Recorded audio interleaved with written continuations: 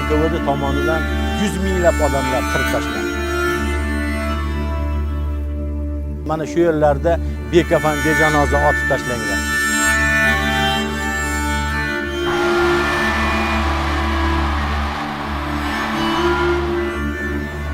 Sovuq joylarda tashkil topgan bu qamoqxonalar.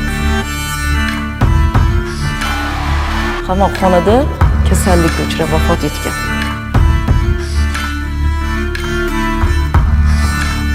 Oddiy odamlar ham qatag'onga uchragan.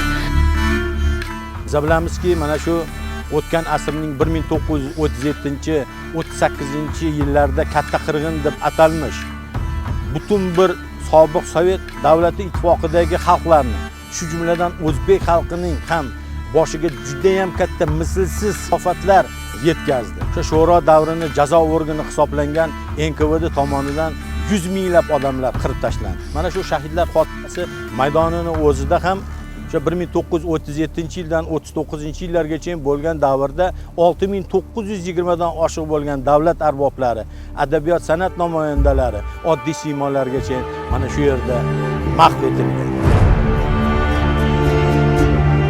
Qatag'on davrida birinchi to'lqinda ko'plab ziyolilar, olimlar, muhandislar, shoirlar, undan tashqari yana shu ma'lumotlarga e'tibor qaratadigan bo'lsak, oddiy odamlar ham qatag'onga uchragan.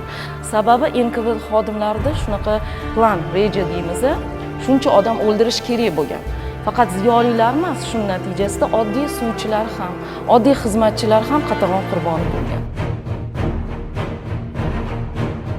Bir paytlar mana shu Alvasti ko'prik deb atalmish joyda mamlakatimizning eng ko'zga ko'ringan milliy ziyolilarimizning qaymoqlari mana shu yerlarda bekafan bejanoza otib tashlangan. Ulardan Abdulla Qodiriylar, Cho'lponlar, Fitratlarning xoki mana shu yerlarda yotibdi.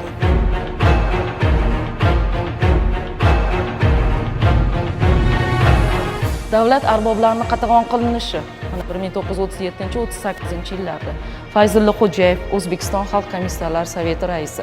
Normat Isroilov Shoira Zulfiyani akasi bo'ladi. Shoira Zulfiyani 4 akasi bo'lgan. 75-yilgacha Shoira Zulfiya akalari to'g'risida ma'lumot bermaganlar. Abdulla Qodiriy, Fitrat, Cho'lpon bizning buyuk shoirlarimiz, yozuvchilarimiz, ularning asarlari butun jahonda tanishadi. Qotil bo'lmaganman. Yashashni xohlayman. Usmon Nosir, mana ko'pchiligimiz yaxshi taniymiz, shoir va tarjimon. 24 yoshda qamoqqa olib, Magadanga yuborilgan qamoqxonaga.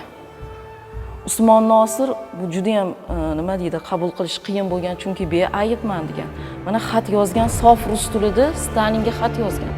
Men yoshman, kelajakda orzularim ko'p, hech qanaqa men xato ish qilmaganman.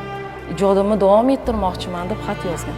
Lekin bu xat ko'rib chiqilmagan, hattoki inobatga olinmagan, qamoqxonada o'sha kasallikka uchrab vafot etgan.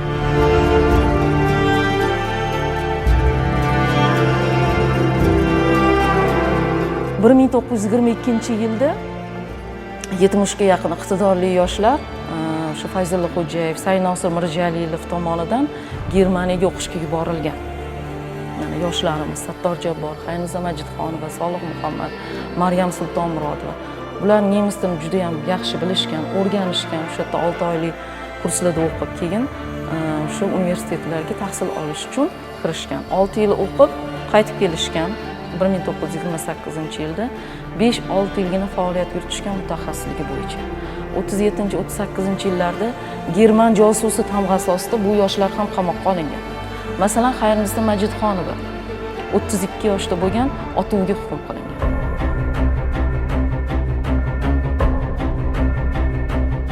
Bu o'zbekistonlik mahbuslar saqlangan qamoqxona, Perim 36 qamoqxonasi nom bilan ataladi. E'tibor qaratadigan bo'lsanglar, oq fonda berilgan, sababi sovuq joylarda tashkil topgan bu qamoqxonalar. Juda ham sharoiti og'ir, ko'rishingiz mumkin. 3 ta qismdan iborat bu qamoqxona.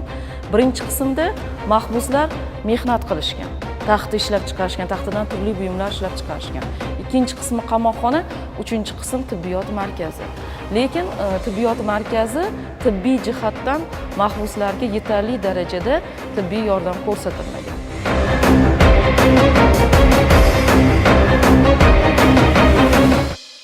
Mana Mana shu 2002-yil 31-avgustda birinchi muzeyimizni binosi qurilgandan boshlab an'ana bo'lib qolgan mustaqilligimiz bayramidan oldin mana shu joyda o'sha ota-bobolarimiz vatan ravnaqi uchun, yurt ozodligi uchun jon fido qilgan insonlarni xoki yotgan joylarda Qur'on oyatlari o'qilib, ularni farzandlariga boshlar tortilib, ularni ruhini shod qilib, bu yerda doimo hukumatimiz rahbari boshchiligida tadbirlar o'tkaziladi. Men o'ylaymanki, bu bizning faoliyatimiz to'xtab qolmaydi, yanada boyitamiz, yanada takomillashtiramiz degan niyatdaman. Mustaqilligimiz abadiy bo'lsin.